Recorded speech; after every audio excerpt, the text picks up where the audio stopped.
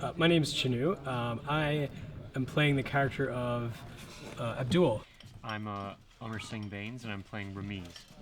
Okay, so my name is Harini Saravanan and I play Ishma. So my name is Ishan Agarwal, and I am playing Haroon in the Lost in Red Snow. I think that's the title.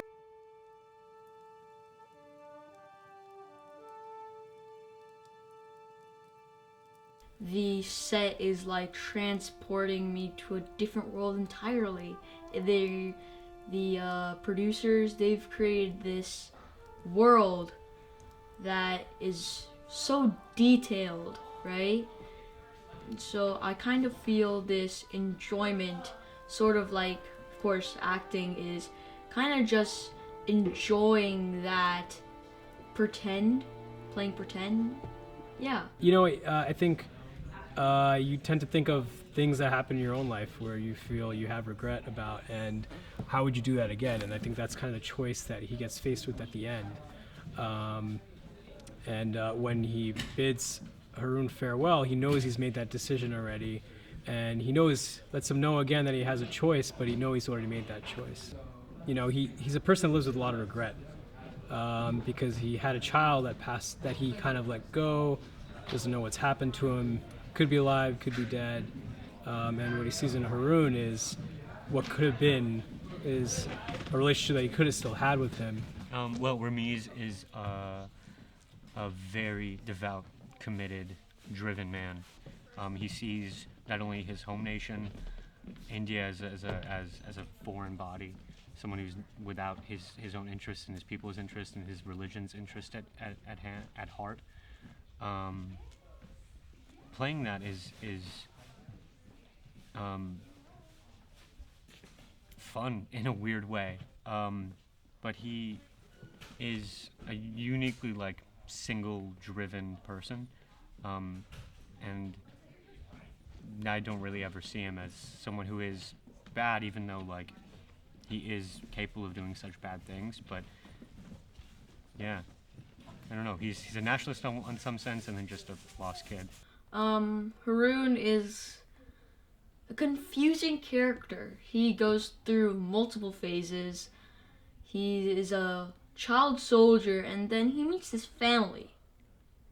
A family that really tries to bring his true colors, but he's again like a very confusing character, and he changes a lot. So I'm confused at this point. He's confused. We're all stumbling through life. So from what I researched as well as what they told me, there's something in Kashmir called half widows, and it's a lot of women who suffer from the loss of their families, and in this case she lost her son who went out to fight for his country. So I think there's a mixture of a little bit of depression, a little bit of mental illness that she's just not recognizing, or she doesn't want to accept. And that's just, it's her way of trying to find closure with her son's death. Yeah, and substituting it for what is supposed to be a new son. Well, Ronak, the director, has been a great influence on me, right? He's kind of showed me around, getting me it's kind of like an introduction to the film industry. And honestly, he's just such a fun guy to work with. He's made my time here on the set really enjoyable. Yeah, I think Ronek's unique in the sense that his communication with his actors is completely open, and as early as possible as he can. Like even last year, we were having conversations about this, of ideas he was toying with, directions we could go with it, how far we could go with the language, with everything, what language it would be in, literally. Even early on, for the beginning of whenever he first talked to me about it, it felt like a collaboration. So I did one film with him before, which was Huma, and that was the first time I met him, obviously.